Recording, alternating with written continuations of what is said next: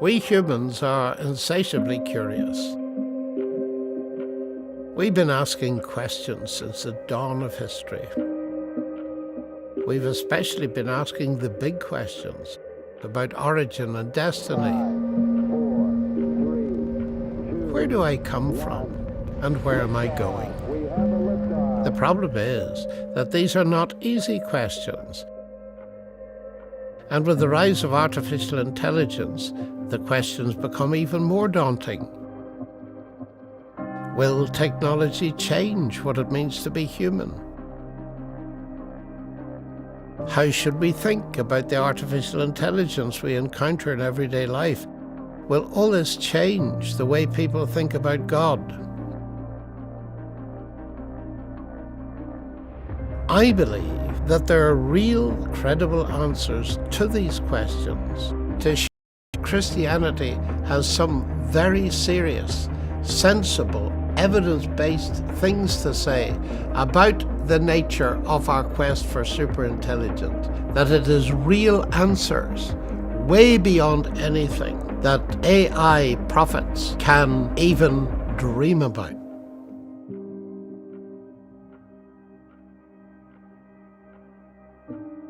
Every author has a biography, and I found when I read books that the more I know about the author, the better I can understand why they write what they do. And in my case, I come from Northern Ireland, which is a country sadly infamous for terrorism and violence. And I grew up in the city of Armagh, which was a particularly violent centre. The violence was just beginning when I left to go to Cambridge. But what was very important was the way in which I was brought up by my parents. They were very unusual people in the sense that we lived in a sectarian country divided across Protestantism and Catholicism. But my parents, they were Christian, but they were not sectarian.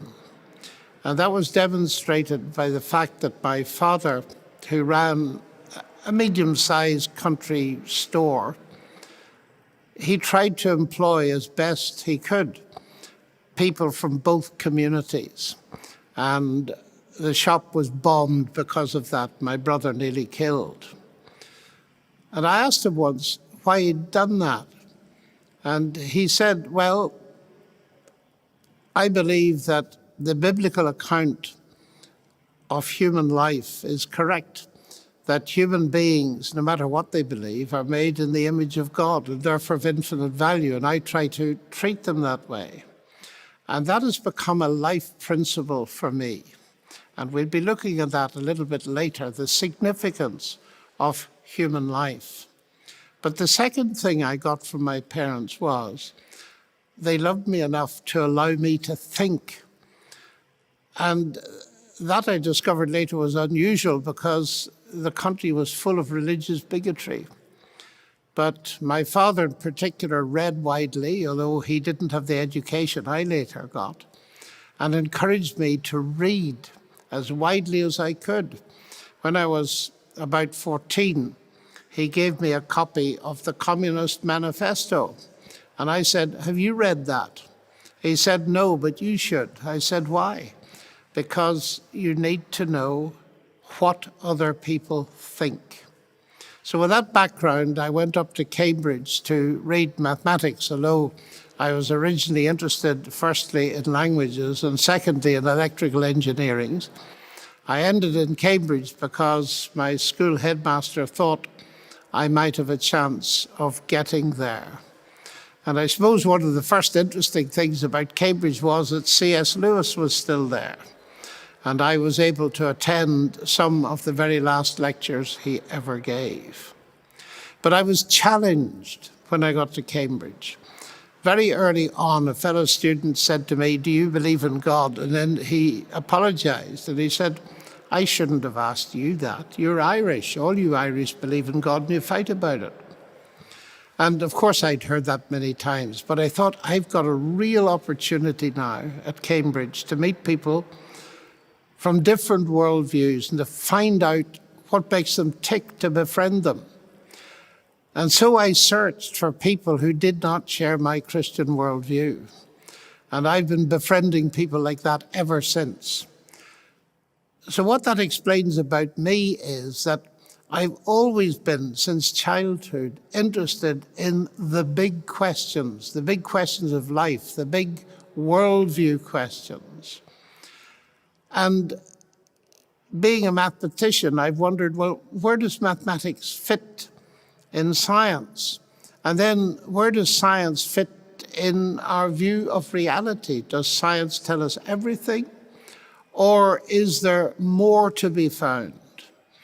Is there a transcendent dimension, which of course I believed in as a Christian, but I wanted to expose my faith in God and Christ to questioning.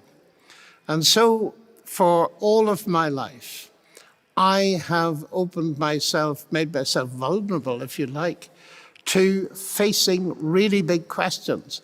And I spend my time playing Socrates, asking the big questions. And I'm looking at some of the big questions with which developments in artificial intelligence confront us. Questions like this: will we be able one day to construct artificial life?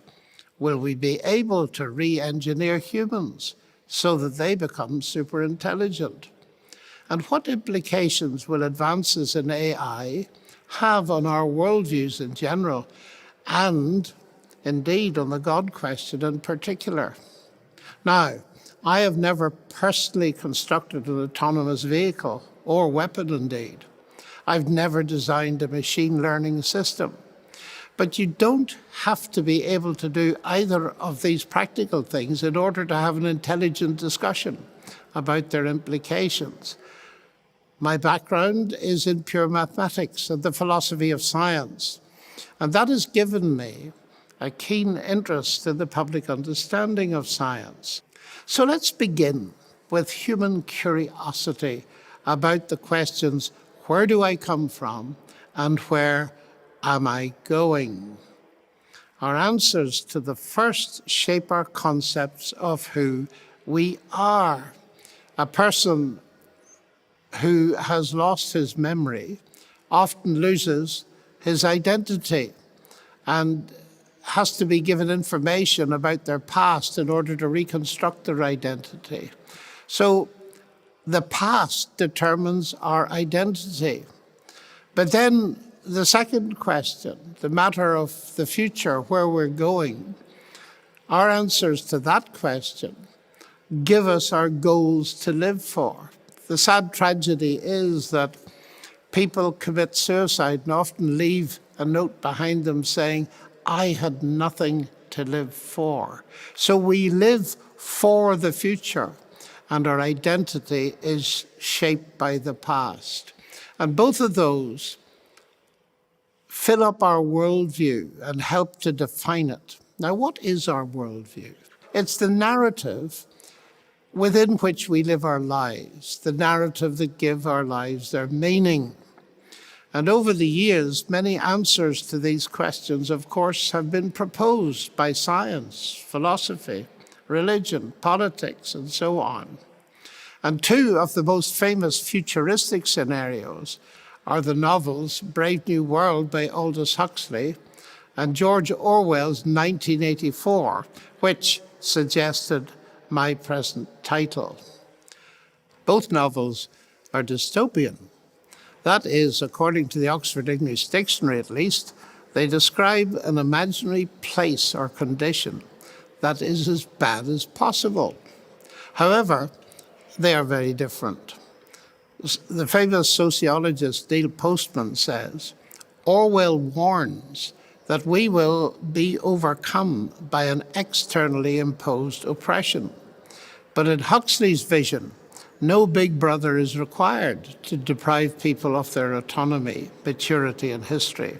As he saw it, people will come to love their oppression, to adore the technologies that undo their capacity to think. Orwell envisaged the arrival of a surveillance state. The development of face recognition and tracker technology using AI has now made this possible, and is reason enough in itself to write about AI, whose goal is to build computer technology that can do the sorts of things that a human mind can do, in the hope of eventually producing superintelligence. Billions of dollars are now being invested in artificial intelligence, and we wonder where it's all going to lead, for good or ill. On the plus side, better quality of life through digital assistance, medical innovation, and human enhancement on the one hand. And on the minus side, fear of job losses and Orwellian surveillance societies on the other. We need to separate reality from fantasy and hype. So let's be very clear at the start that most of the successes so far in artificial intelligence have to do with building systems that do one thing, and only one thing, that would normally take human intelligence to implement. For instance, like working out your buying preferences. This is called narrow AI. By contrast, artificial general intelligence, AGI, is the very ambitious quest to build systems which some think will surpass human intelligence within a relatively short time, even by 2084.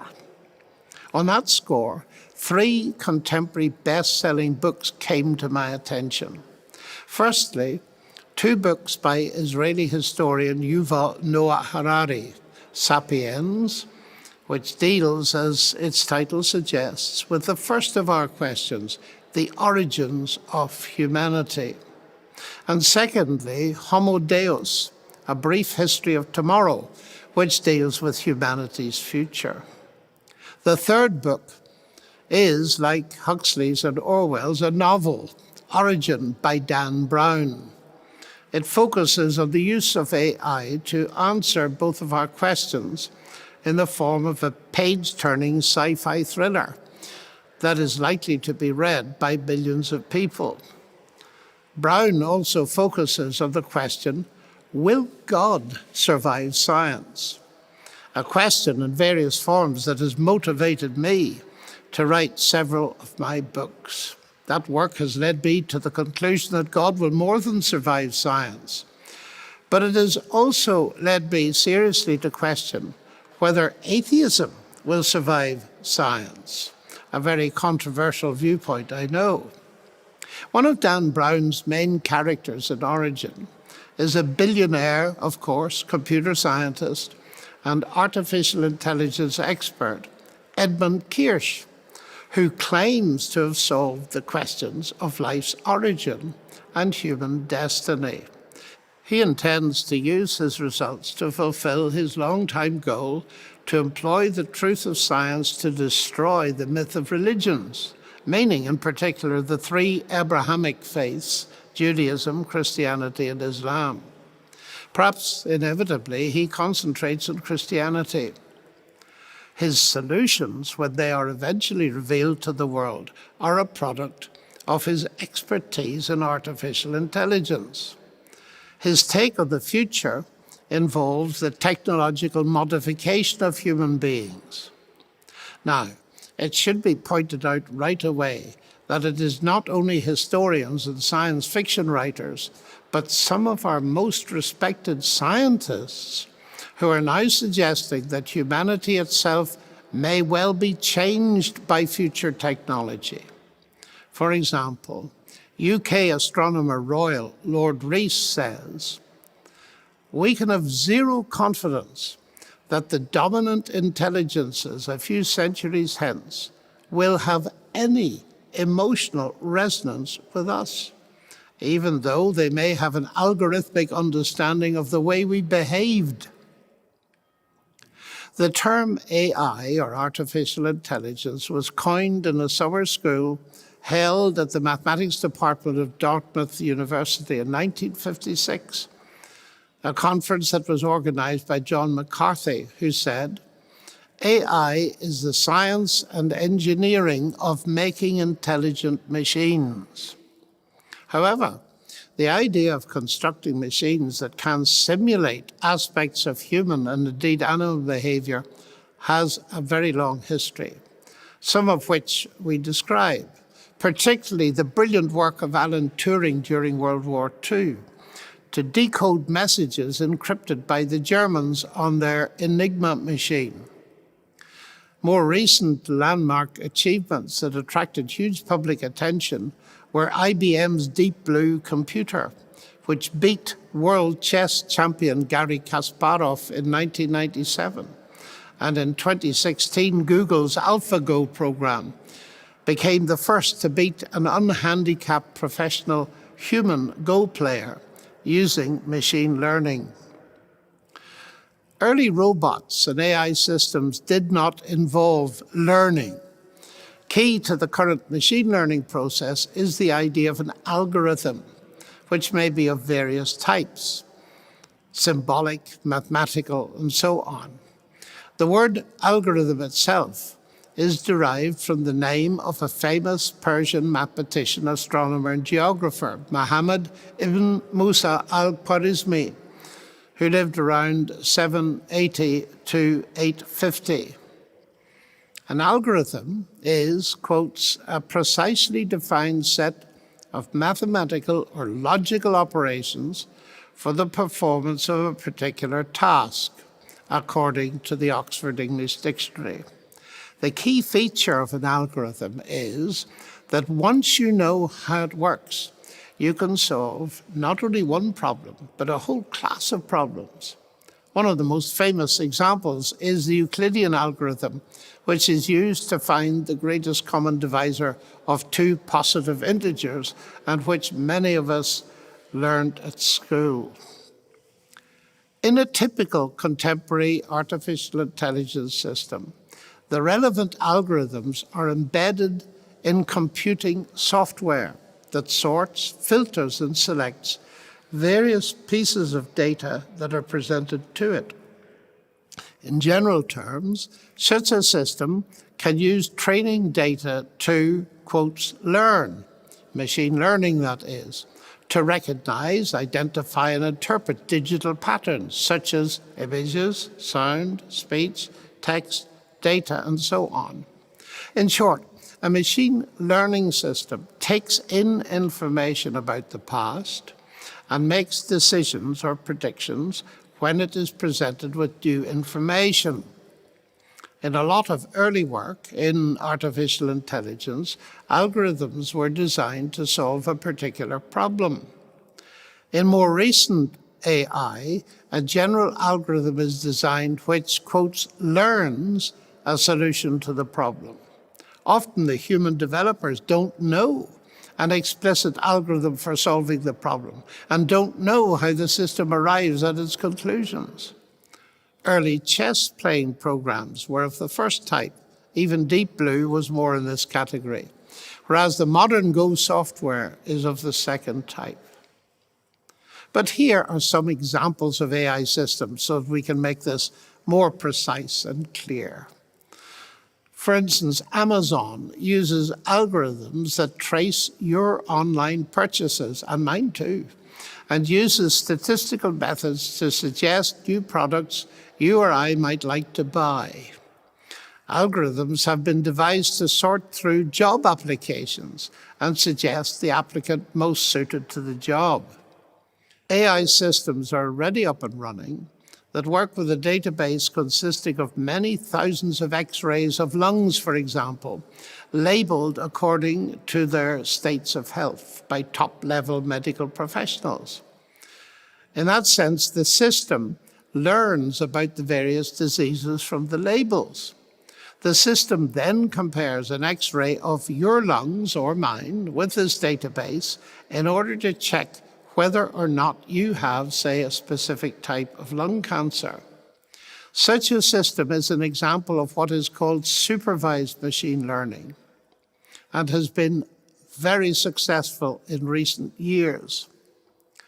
A great deal of research is being done in another direction to develop AI systems that can translate from one language to another, as in Google Translate.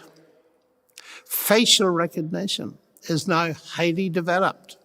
One rather amusing application is to use artificial intelligence face recognition technology in a pub in order to recognize who's next in the line to get a drink at the bar, and so avoid unfair queue jumping. Closed-circuit television cameras are now ubiquitous and are used by police to track criminal activity. However, of course, such surveillance systems can also be used for social control. We shall look later at the major ethical issues that arise from such applications. It's pretty obvious from even this short list that many, if not all, of these developments raise ethical questions, from financial manipulation and crime to invasion of privacy and social control. The danger is that people are carried away with the idea if it can be done, it should be done. And they're carried away mentally without thinking carefully through potential ethical problems.